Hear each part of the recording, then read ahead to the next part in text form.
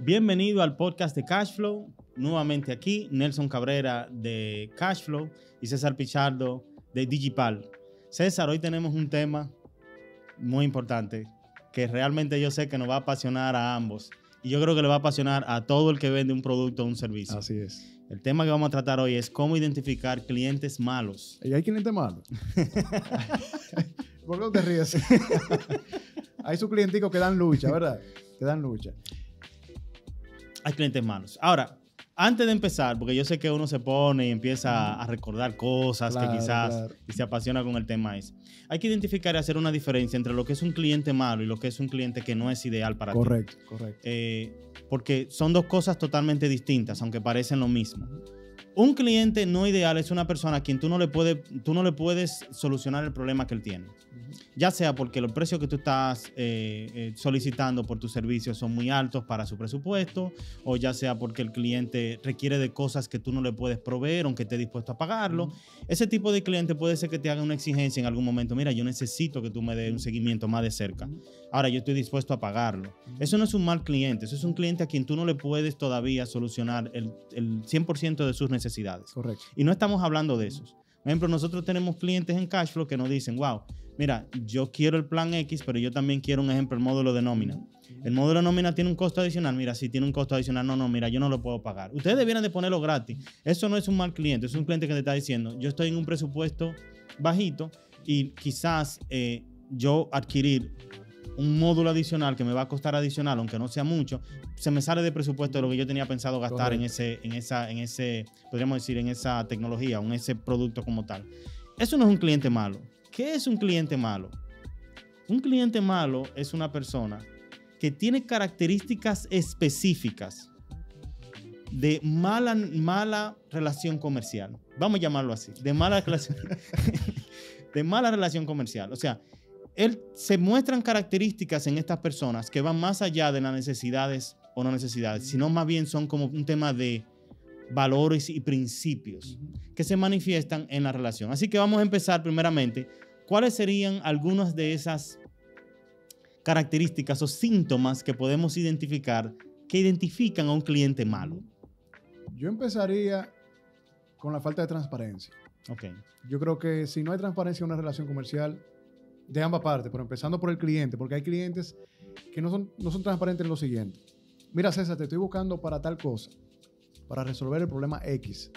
Pero cuando te contratan, firman acuerdo por el problema X, te saltan, mira, pero yo también tengo Y y Z, y tú tienes que resolverlo porque estamos trabajando ya. Entonces ahí empezamos mal. Entonces yo creo que transparencia en la negociación, sobre todo cuando es información que ya tú la tienes de antemano. Cónchale, ¿por qué tú no me lo dices cuando estamos negociando? Porque hay personas que lo que dicen, oye, dile que X nada más. Sabemos que tenemos Y y Z, pero no se lo digo ahora, porque si lo decimos ahora me va a inflar el presupuesto, por ejemplo. Entonces, esa falta de transparencia yo entiendo que hay que mitigarla en el proceso de negociación con clientes de este tipo. Mira, y justamente César, con eso, la industria del software, nosotros que teníamos experiencia ya antes de trabajar con Cash, nosotros hacíamos proyectos a terceros como tal, a empresas, instituciones y eso. Y creo que no solamente en el software, sino en todo el que lleva proyectos. El terror es el que se salga del proyecto, de que se salga del alcance. O sea, que después que ya tú tienes requerimientos, que tú tienes levantamiento, que tú tienes negociaciones, que tú tienes ya establecido un costo como tal, como parte del proyecto, y un tiempo de entrega, se empiezan a anexar cosas nuevas a eso. Y eso es una de las cosas que tienden a hacer los clientes que son malos. Los clientes que son malos no entienden que a ti te cuesta hacer las cosas, que el tiempo tuyo también vale, sino que él quiere decir, yo quiero tratar de introducir la mayor cantidad de trabajo, sacar la mayor cantidad de beneficio de esta transacción, aún a pesar de que mi proveedor o mi suplidor sufra. Porque mira, lo que lo hace malo no es que exija otras cosas en el proceso, es que lo exija y no quiera pagar más o no quiera retribuir el trabajo o el servicio que está solicitando. Porque yo puedo contratar a Cashflow, como tú bien decías al principio. Puedo contratar a Cashflow y puedo requerir otras cosas, pero estoy dispuesto a pagar o a negociar o a ver de qué forma ganamos ambas partes. Pero el malo no. El malo quiere ganar solamente él. Es una relación donde él quiere sacar el total beneficio a tu detrimento, o sea, a que tú pierdas. Y ahí tú te das cuenta, cuando el cliente es malo, el cliente quiere una relación, ganar él, perder tú. No es igual, es ganar él y perder tú. Es como una mentalidad de que yo tengo que salir ganando en esto, yo tengo que sacar más de la cuenta, tú sabes, así. Entonces, claro. Ese es uno de los puntos. Corroboro contigo. El otro de los puntos es el dinero. El cliente malo no le gusta pagar. O te paga tarde, o no te termina de pagar, o no te paga nada. Y también nosotros pasamos por situaciones así al principio. Al principio, cuando nosotros empezamos, que yo me independicé, que empecé a llevar proyectos, siempre me encontraban con clientes que querían que tú le empezaras a trabajar, no querían darte un avance. Desde que un cliente me decía que no estaba dispuesto a dar un avance, yo decía en mi mente, mira, esa persona no está comprometida y en cualquier momento me para el proyecto, totalmente, aunque yo tenga ya 2 meses trabajando en la solución que le estoy vendiendo. Así es. Y eso pasa muchísimo. Pasa más de la cuenta. Y sobre todo cuando uno no tiene políticas claras. Porque otra cosa que te iba a preguntar incluso, Nelson, ¿cómo entonces yo me doy cuenta que un cliente es malo antes de que sea malo conmigo? Porque esa es la pregunta del millón. Y muchos vendedores y desarrolladores de proyectos como tú y yo nos damos cuenta de eso luego de que nos pasa. Entonces, ahí es donde entra un proceso de aprendizaje para establecer política clara dentro de nuestras empresas. Porque esto que estamos narrando ahora, yo sé que muchísima gente se va a sentir identificada, porque a muchos no le dicen claro lo que están requiriendo, y a muchos no le quieren pagar, y a muchos le quedan mal con las cuotas de pago. Porque otra cosa, yo creo que a veces mejor un cliente que no te paga y te soltó, que otro que te paga una cosita hoy y tal vez te deja otro año más trabajando para otra cosita y tú pierdes más de lo que hubieses perdido si el cliente mejor te dice, mira, no te voy a pagar. No sé si me explico en ese punto. Sí, no. Porque me ha pasado. Si ya te dice no te voy a pagar, tú dices, ok, ya, cierro ahí y continúo. Pero cuando el otro te sigue ahí, te arrastrando y tú te estás metiendo. Que siempre están esperando que sí o que un pago, que lo otro. Entonces, yo creo que... Y tú te das cuenta cuando no son sinceros en ese proceso. Tú te das cuenta cuando un cliente te dice que te va a pagar y te va a pagar y te va a pagar y no te paga por incumplimiento. Porque tú lo ves en redes sociales que se fue de viaje para Italia. Tú lo ves que compraron jipeta nueva. Tú lo ves que contrataron 25 empleados nuevos que cambiaron de oficina. Entonces, hay un tema de cómo yo también identifico a ese cliente, no solamente a nivel transaccional, sino de valores. Yo te voy a dar cuál es el punto clave. Y esto es una lección que yo aprendí de la Biblia. Decía en la Biblia el apóstol Pablo que cuando yo no sabía que habían reglas o la ley, yo no sabía que yo estaba mal. Pero en el momento que me enseñaron la ley de una vez, yo quise romperla. Entonces, ¿cómo yo sé si un cliente es un cliente malo desde el principio? ¿Cómo lo identifico? Establece reglas. Y el cliente malo, desde que tú le pongas reglas, él la va a querer romper. Porque es una actitud. No es una situación que él tiene. Es una actitud, una forma de ver el mundo. Entonces, cuando tú le estableces las reglas, él busca la forma de romperlas porque la idea en su mente es que yo tengo que ganar, yo no me voy a dejar, no me van a aplicar la regla a mí, yo tengo que sacar lo que yo ando buscando y no me importa si eso afecta o no afecta a César o a Nelson o a Cashflow o a quien sea, o a Digipal. O sea, es establecer regla y él te la va a querer romper. Totalmente. Ahí tú te das cuenta de una vez que el cliente no es bueno. Y el cliente malo también viene, como tú dices, de un tema cultural. Necesita sentirse privilegiado. Ah, no, espérate, yo voy a ese negocio porque ahí cuando yo llego, aunque esté lleno, mejor levantan al cliente que está ahí y me sientan a mí. Porque si yo no como así, mejor no voy a ese restaurante. O si no me dan un descuento, yo no compro ahí porque yo soy especial, porque yo soy César. Exactamente. Entonces, ese sentido de que... Mi dinero vale más que el de todo el mundo. Es lo mismo, pero mi dinero vale más que el de todo el mundo. Sí, entonces eso hay que identificarlo a tiempo porque el tema con el cliente malo es que es tóxico no solamente a nivel económico, sino a nivel operativo. Te puede matar un negocio, un cliente tóxico. Te lo puede matar porque me ha pasado muchísimo. El cliente, es más, hay clientes malos que pagan bien. Yo he tenido clientes malos que son buena paga, pero matan la operatividad del negocio.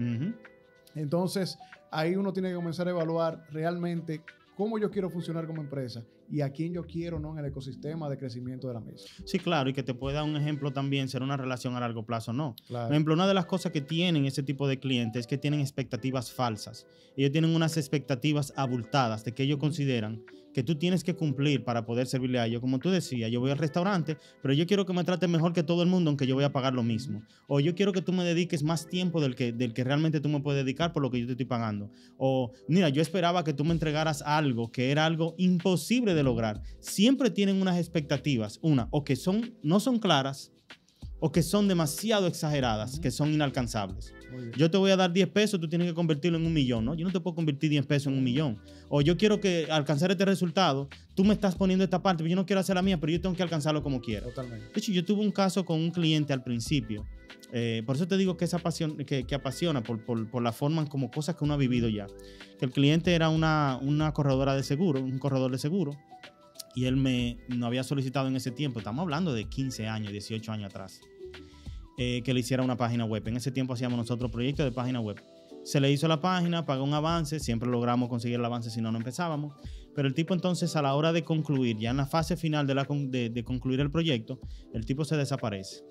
No coge llamada, nunca está disponible, deja que pasen 2 meses, 3 meses, a los 3 meses digo, ¿qué le pasó a este hombre? O sea, ya tú pagaste un avance, ya el trabajo está listo, ya él le había manifestado que le gustaba, pero ahora el tipo en el último pago se desaparece. Bueno, al final cuando el tipo se aparece dice, yo no te voy a pagar nada porque hace 3 meses que no nos vemos. Yo dije, wow. O sea, al punto tal de él estuvo dispuesto a perder el primer avance sencillamente porque ya no iba a pagar al final. Entonces, esos clientes siempre tienen o cosas que no son claras, o tienen términos que ellos quieren que se cumplan en cuanto a ello, o tienen expectativas que son irreales. Siempre tienen algo que es el que tú tienes que hacer más, o tienes que aguantar más, o tienes que esperar más, o que tú estás dispuesto a aguantar que yo ni siquiera te pague. Y si no, salgo a hablar mal de ti. O sea, es así. Y una pregunta, Nelson. Conectando un poquito con el tema, pero saliendo un poquito de la línea de conversación. ¿El emprendedor tiene que pasar por su escuelita, por su centro de clientes malos para aprender? ¿Cómo tú lo ves? Pienso que sí, pienso que no. Pienso que sí, porque es que eso te da la experiencia para seguir viendo más adelante. No es lo mismo tú leer algo en un libro, que alguien te diga, mira, no vayas por ahí porque te va a pasar algo. A que tú te metas por ahí, te den una carrera a pistola tirándote tiro y que tú te salves de eso. Tú dices, yo jamás me vuelvo a meter por ahí. O sea, sí y no todo hay que sufrirlo. No todo hay que sufrirlo. Pero sí tienen que encontrarse con ese tipo de cosas para que aprendan inclusive. Claro. Cuando vayan a negociar con clientes, saber primeramente entender su valor, porque muchas de las personas, y lo digo un ejemplo por experiencia, muchos, no solamente yo al principio, sino también en muchas personas que lo he visto, es que muchas veces tú aguantas ese tipo de clientes, aunque intuitivamente algo te dice, ese cliente no te va a salir bien, tú lo aguantas o por necesidad o porque tú tienes un problema de, vamos a llamarle así, autoestima personal o de tu negocio. ¿Tú entiendes? Sí. Tú aguantas ese maltrato porque tú sientes que no eres suficiente, o que hay otros mejores que tú, o que otro se va a llevar el negocio. Claro. O, ¿tú entiendes? O sea, o porque tiene que resolver necesidades inmediatas, económicas. Entonces tengo que vender eso, aunque me mate ese tigre. Tengo que venderlo porque tengo que resolver este problema. Tengo que pagar cuando ese tipo de cliente se da cuenta que tú tienes necesidad, ahí es que ese tipo de cliente se aprovecha. Ya lo sabe. Entonces empieza a hacer demandas que son irrazonables. Tú tienes que hacer esto, ¿no? Tienes que hacer eso, si no, no te pago. No, yo no estoy satisfecho. ¿Te entiendes? Sí, totalmente. Y es típico de todo el que vende algún tipo de servicio. Así es. Porque el que vende un producto, tú me das el dinero, yo te entrego el producto y se acabó. Pero el que vende servicio, el que cambia tiempo por dinero, casi siempre se encuentra con ese tipo de cosas que te consumen el tiempo, que es dinero que tú tienes que producir. Al final de cuentas lo que te deja es, si te logra pagar, es más la sal que el chivo. Así es. Entonces, yo te voy a entrevistar a ti en esta porque yo creo que tú aportas suficiente valor en este tema. ¿Cuáles 3 cosas yo como emprendedor debo tomar en cuenta a la hora de curar los clientes que me llegan para evitar un cliente malo? Ok, son 2 cosas. Yo te podría decir que uno es yo poder evitar que me lleguen. Y otro es que después que ya lograron cruzar y yo no me di cuenta, ¿qué yo puedo hacer? ¿Cómo yo evito que me llegue un cliente así? Lo primero es que yo tengo que establecer bien cuál es mi cliente ideal. Porque te pueden llegar personas que no son tu cliente ideal y al final de cuentas tú como quiera te vas a encontrar con esa situación. Y tú tienes que establecer políticas que desde el principio de la relación tú lo estableces como parte del proceso de negociación y de venta. ¿Qué va a lograr esto? Lo que yo te dije. Primero, te va a ayudar a ti a mantener un control de cómo tú vas a relacionarte con esa persona de ahora en adelante. Establece esas reglas de respeto mutuo. Y 2, te va a filtrar porque el cliente malo te va a querer romper esa regla. Oye, eso es como tú ponerle un caramelito. Eso como tú poner un caramelito, él no se puede evitar eso. Y es como poner una alarma. Vamos a poner una alarma que va a sonar desde que yo la enciendo. Si tú estableces políticas que te dicen, tú tienes que darme un ejemplo, un 25% adelante, un 50% adelante, el cliente te dice, no, ve trabajando, yo te lo pago. Te está diciendo automáticamente, ese es un cliente bueno. Un cliente bueno entiende que para tú empezar a trabajar requieres de dinero. Claro. ¿Me entiendes? Entonces, básicamente tú puedes reducir que el cliente que no el cliente que no es ideal, sino el cliente malo es un cliente que es egoísta. Ese es el punto. O sea, todo el concepto detrás es egoísta. Y la otra parte es, ok, ya el tipo cruzó, me dio el pago inicial, como el caso que me pasó a mí en ese tiempo, pero ahora ya el tipo está adentro. ¿Qué yo hago? Esas políticas que tú estableciste, afínalas, ¿no? Y no la rompas. No la rompas. Si la rompiste un día, ese cliente te va a agarrar y te va a presionar hasta que tú rompa una y rompa otra y rompa otra. Y si él se da cuenta que tú tienes una necesidad, te embromaste porque te va a poner a romperla todita. Y al final, él va a desvalorarte como tal por tú romper tus propias reglas y después te va a decir, no voy a pagar nada. Entonces, uno es identificarlo antes de que llegue. ¿Con qué? Primero, identifica bien tu cliente, a quien tú realmente le puedes vender, el rango que está, el tipo de demográfica y todo, y hasta el tipo de conexión, cómo tú llegaste a él. Y dos, establece las reglas iniciales de la negociación y tú vas a ver si el tipo rompe o no te quiere romper esas reglas. Y luego, al final, si ya entró, entonces aplícale rígidamente esas reglas, porque ese tipo de personas, cuando no pueden lograr lo que andan buscando, se van solos. Y aprendiendo de lo que estás contando, viendo para atrás, yo vi que yo tenía un diseño pobre de políticas cuando empecé la agencia. Y número dos, aparte que el diseño era muy pobre de la política, no la respetaba. Oye, son dos cosas. Malas leyes. Y entonces, aparte de que tenían malas leyes, no las respetaban. Es mejor no tener leyes y que él no te vea rompiéndolas, que tú estableces tu propia ley y tú romperla. Y romperla. Entonces, escuchándote hablando, entonces me transporto a todos esos errores que cometí en el inicio de mi agencia. Y ahora yo entiendo mucho más por qué todo lo que yo he pasado. A nivel de, mire, y hemos pasado desde clientes con mora de 8 facturas. Y tú, ¿y por qué tú llegaste a 8 facturas? O sea, ¿por qué llegaste a 8 facturas? O clientes que empezaste a trabajar y nunca te pagaron. ¿Por qué nunca te pagó? Entonces, la respuesta siempre estuvo en políticas y respeto de la misma. Mira, otra cosa también, un caso que nos pasó, hay que tener valor al enfrentar a esos clientes. Y ese valor, tú lo adquieres tanto, como decía. Muchas veces ese maltrato se acepta por tema de autoestima o por tema de que tú te sientes insuficiente, tú sabes.